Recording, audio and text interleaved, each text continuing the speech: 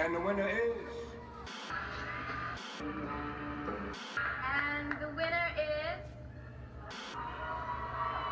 Gosh, what's with all the award shows? And the winner is... Congratulations, and I now ask you to step forward to receive your Nobel Prizes. Nobel Prize? What's that? Beats me. What? You don't know what the Nobel Prize is? We're going to have to do something about that. Whoa! What's up with this? Hey, the dude's coming out of the TV. It's like Alien. May I? Yeah, sure. Why not? So, what's your story? Well, my name is Farid Murad. You can call me Fred. I'm a doctor and a researcher and a scientist at the University of Texas Houston Medical School. And oh, by the way, I got the Nobel Prize in Medicine in 1998. So, what is the Nobel Prize, anyway? Well, the Nobel Prize is one of the greatest awards you can get in the world. Uh-huh. It's recognition from other scientists. So? Well, you get to be on TV all over the world. There's a big party in Sweden. You even get to meet the King and Queen of Sweden. You get a gold medal, and then, of course, there's the money. Money? Party? Royalty? Yeah. Maybe it'd be better if I show you. May I? Sure. Thanks. Oh, thanks, Fred.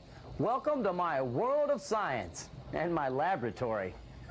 You know, the Nobel Prize wouldn't even be around if it weren't for dynamite. Anyway, Alfred Nobel, the Swedish inventor and businessman who created the Nobel Prizes, was the guy that created dynamite. Nitroglycerin is the explosive chemical in dynamite. And even though it was very dangerous, Mr. Nobel figured out a way to contain nitroglycerin so that it could be put to good use, like to build stuff. You could say his discovery rocked the world. But nitroglycerin has other uses. When Nobel started having heart problems, his doctor actually prescribed nitroglycerin for his heart. But Nobel said, "No way!" So he blew it. He figured anything that could blow stuff up can't be good for your heart. Nobody knew why it worked, but it did. 100 years later, Dr. Murad stopped to ask why nitroglycerin helps chest pain. And he shared the 1998 Nobel Prize in Medicine with Dr. Robert Furchtgott and Dr. Louis Ignarro for figuring it out. So you're the dude that figured out why nitroglycerin helped people's hearts? Well, yeah. So? So what? So why does it work? We were trying to answer the question as to how nitroglycerin works to help with chest pain. I did experiments, observed the results, and collected data. Then I found out if what I thought was right or wrong. Anyway, what I did find was that nitroglycerin releases nitric oxide, and that nitric oxide does a lot of important stuff in the body. So what is nitric oxide, and what exactly did you figure out about it that got you this Nobel Prize? Let me show you. It protects the heart, it stimulates the brain, it kills bacteria, and it's a real gas. It's nitric oxide. No one can say no to NO. Nitric oxide, or NO, is a simple molecule with two atoms, nitrogen and oxygen. And yes, it's a colorless, odorless gas. A scientific sensation sweeps the globe. Nitric oxide is everywhere. This common and toxic pollutant depletes the ozone layer. It's even found in car exhaust and cigarette smoke. But from super menace to superhero, nitric oxide is also found inside the human body and could help send very important messages, which are not from our sponsors.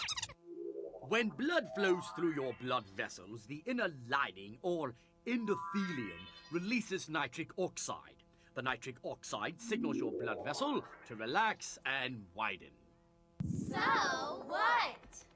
This in turn lowers blood pressure, the force which the blood exerts on the vessel walls. If your blood vessels make enough nitric oxide to signal your blood vessels to relax, then your blood flows on through no problem. But if blood doesn't flow through, blood clots form. Then... And that's not all. Whew. So, relaxed blood vessels allow more blood to flow, and nitric oxide can have an impact on all different parts of the body. For example, nitric oxide is already saving the lives of babies who were born too early. By breathing in very small doses of this gas, it helps their lungs and improves their breathing. And that's good. In nerve cells, nitric oxide can stimulate the brain, affecting things like behavior. Oh, behave, baby. As part of the body's self-defense mechanism, nitric oxide defends against tumor cells and bacteria too. Hi. It's amazing stuff.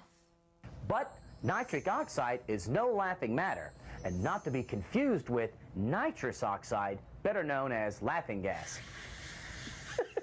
Somebody turn off that gas. So how do you think of all that anyway? Well, over time, I became very interested in how cells talk to each other. But most other scientists didn't think that was very important. Dr. Murad figured out that when cells talk to each other, it's like one cell sends an email to another cell somewhere in the body, and the email is the gas nitric oxide. The email can break into another cell and take over how the other cell works. It may contain a message, like instructions for a blood vessel to relax.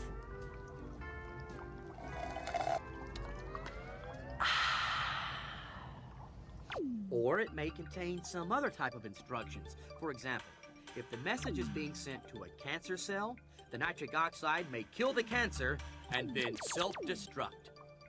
Hasta la vista, baby. Nitric oxide in your body affects so many things, it's like having a worldwide internet system inside your own body. So why did you go into science in the first place? Well, it's really a lot of fun to figure out how stuff like this works. And you don't have to be brilliant to get ahead. You just have to have some goals and be prepared to work very hard. As a scientist, you get to do something for the first time that nobody else has ever done, and that's exciting. Sometimes your discovery opens the door to a whole new way of thinking and even more new discoveries. It's really cool. It's kind of like the Science Olympics, and the gold is the Nobel Prize. Teams of scientists around the world compete with each other. It's fun. Who's going to finish first? Who's going to win the prize?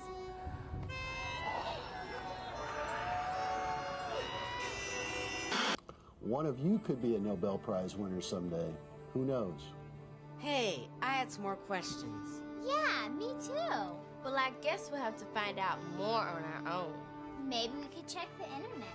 Yeah, and look up science and the Nobel Prize.